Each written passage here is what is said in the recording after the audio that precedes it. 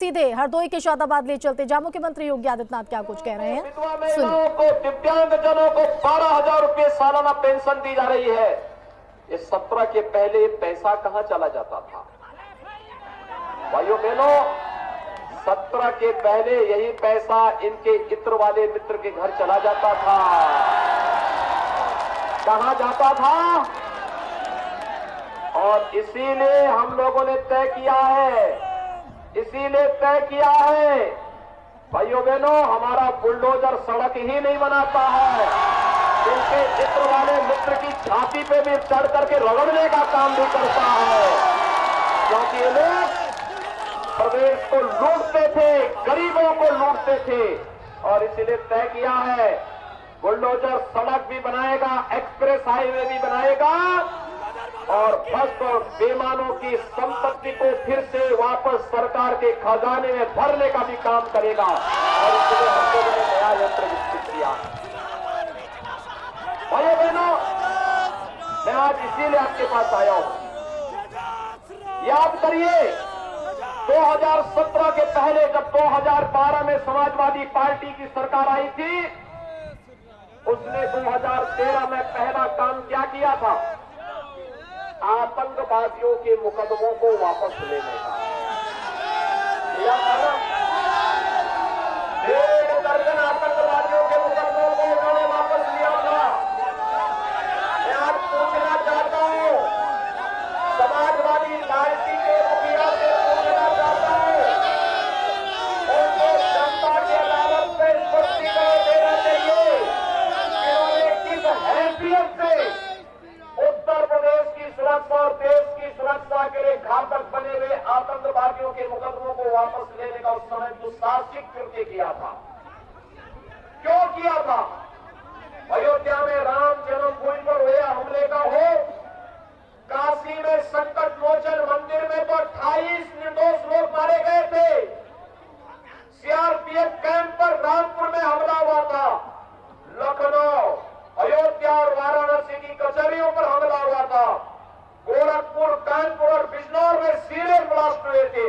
इन सभी घटनाओं के दोषियों को, आतंकवादियों के मुकदमों को वापस लेने की कुत्सित चेष्टा की थी श्री अखिलेश यादव ने। और मैं पूछना चाहता हूं, अभी गुजरात की एक न्यायालय ने 38 आतंकवादियों को फांसी की सजा दी है। और भाइयों बहनों, उनमें से 8 लोगों का संबंध उत्तर प्रदेश के आजमगढ़ से है। आजमगढ़ में एक आतंकवादी तो फांसी की सजा जो पाया है, उसका अब्बा समाजवादी पार्टी का प्रचारक है आजमगढ़ में।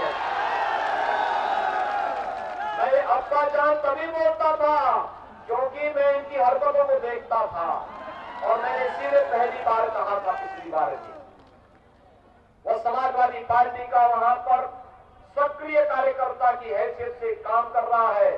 समाजवादी पार्टी के मुखिया को इस पर अपना स्पष्टीकरण देना चाहिए और जनता जनार्दन से माफी मांगनी चाहिए, नाक रगड़ करके माफी मांगनी चाहिए कि उन्होंने प्रदेश की सुरक्षा के साथ और देश की सुरक्षा का खिलवाड़ किया है। मैं पूछना चाहता हूं उनसे कि क्या राजनीति इतनी बड़ी हो गई है कि हम अपनी जनता जनार्दन की सुरक्षा के साथ और प्रदेश और देश की सुरक्षा के साथ खिलवाड़ करके राजनीति करें? लेकिन यह कुकृत्य समाजवादी पार्टी कर रही है। और इसलिए भाइयों बहनों, समाजवादी पार्टी को दिया जाने वाला कोई भी समर्थन का मतलब आतंकवाद को और माफिया और अपराधियों को प्रश्रय देने जैसा है। अपने आने वाली पीढ़ी के भविष्य के साथ खिलवाड़ करने जैसा है। पेशेवर अपराधी और माफियाओं को प्रदेश के संसाधनों पर डकैती डलवाने के लिए सीधे सीधे उनके लिए कालीन बिछाने जैसा है। और मुझे लगता है कि कोई भी समझदार व्यक्ति ये भूल कभी नहीं करेगा।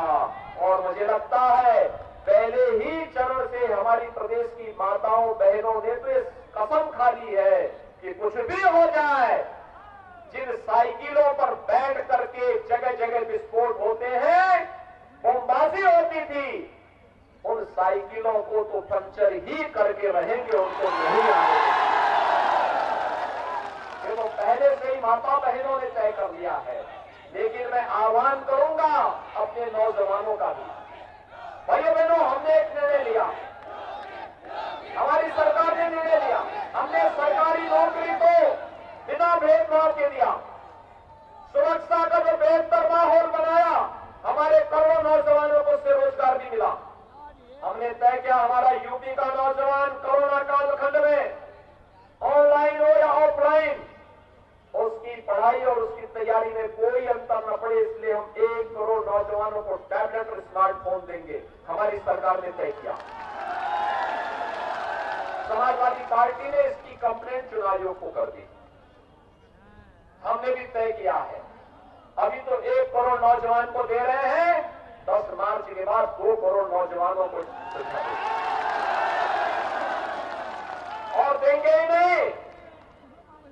टैबलेट और स्मार्टफोन का खर्चा भी मां बाप को ना उठाना पड़े, क्योंकि बहुत सारे लोग बोल सकते थे कि दे तो रहे हैं लेकिन इसका खर्चा उठाएगा कौन। हमने कहा उसका खर्चा भी हम लोग उठाएंगे, चिंता मत करो। यूपी का नौजवान हमारा कहीं भटकने न पाए, उसको किसी के सामने हाथ न फैलाने पाए, इसके लिए वो नौबत ही नहीं आने देंगे। हम उसको उसका खर्चा भी देंगे और उत्तर प्रदेश का नौजवान स्मार्ट नौजवान बनेगा। हर प्रतियोगी परीक्षाओं में उत्तर प्रदेश का नौजवान स्थान प्राप्त करेगा। और भाइयों बहनों, जब अखिलेश यादव आतंकवादियों के मुकदमों को वापस ले रहे थे ना, उनकी सरकार थी और हमारी सरकार है। हमने पहला काम क्या किया था? पहला काम क्या था? अन्नदाता किसानों की ऋण माफी का। अकेले हरदोई के अंदर 1,22,847 किसानों का कर्ज माफ हुआ था। 1,22,847। और भाइयों बहनों, वर्तमान में 7,14,382 किसानों को प्रधानमंत्री किसान सम्मान निधि का लाभ अकेले हरदोई में मिल रहा है।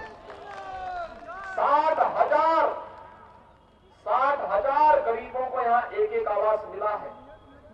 और भाइयों बहनों, 82,700 से अधिक निराश्रित महिलाओं को 12,000 रुपये पेंशन, सालाना पेंशन, 27,900 से अधिक दिव्यांगजनों को यहां पर पेंशन की सुविधा दी जा रही है, 12,000 रुपये सालाना। और 1,42,495 वृद्धजनों को भी सालाना 12,000 रुपये पेंशन की सुविधा हम उपलब्ध करा रहे हैं। और सरकार ने यह भी तय किया है कि हर दीपावली और होली के अवसर पर अपने प्रदेश के जनधन, अपने प्रदेश के उज्ज्वला योजना धारक सिलेंडर कैलेंडर, जो उज्ज्वला योजना के जितने भी उपभोक्ता हैं उनको फ्री में रसोई गैस के सिलेंडर भी उपलब्ध करवाने का काम करेगा। एक तरफ आतंकवाद की पोषक पेशेवर माफिया और धमकीबाजों को अपने यहां शरण देने वाली समाजवादी पार्टी है और उनका गठबंधन है, और दूसरी तरफ है भारतीय जनता पार्टी। विकास के मुद्दे को लेकर, सुरक्षा के मुद्दे को लेकर, गरीब कल्याणकारी योजनाओं को लेकर डबल इंजन की सरकार कई गुना स्पीड से, बुलेट ट्रेन की स्पीड से चलती है। और इसलिए भाइयों बहनों, आप सबसे अपील करने के लिए आया हूं, आज सायंकाल प्रचार बंद हो जाएगा और प्रचार के बाद परसों 23 तारीख को आपको मतदान करना है। मैं यहीं से पूरे हरदोई वासियों से अपील करूंगा।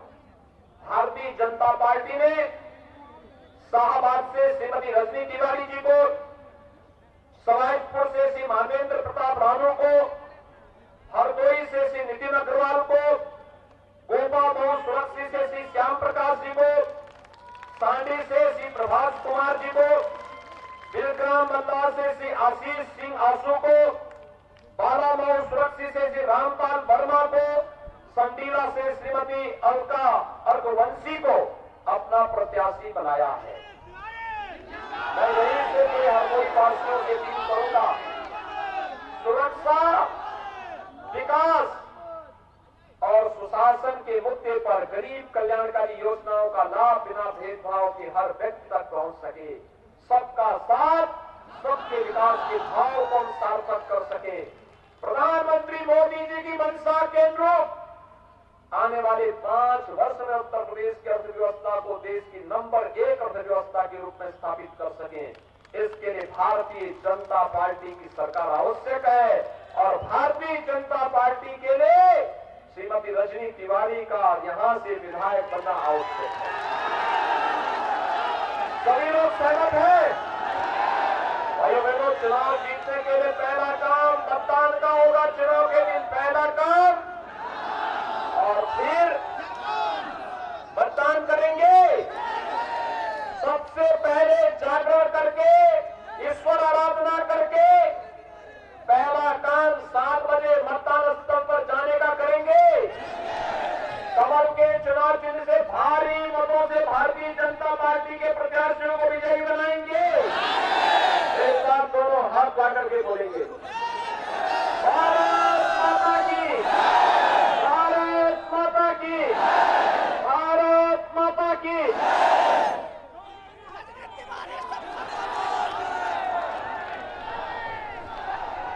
तो हरदोई के शादाबाद से आप मुख्यमंत्री योगी आदित्यनाथ को सुन रहे हैं। उन्होंने कहा है कि 5 साल में यूपी की अर्थव्यवस्था नंबर 1 पर पहुंचे, विकास सुरक्षा के मामले में भी आगे है।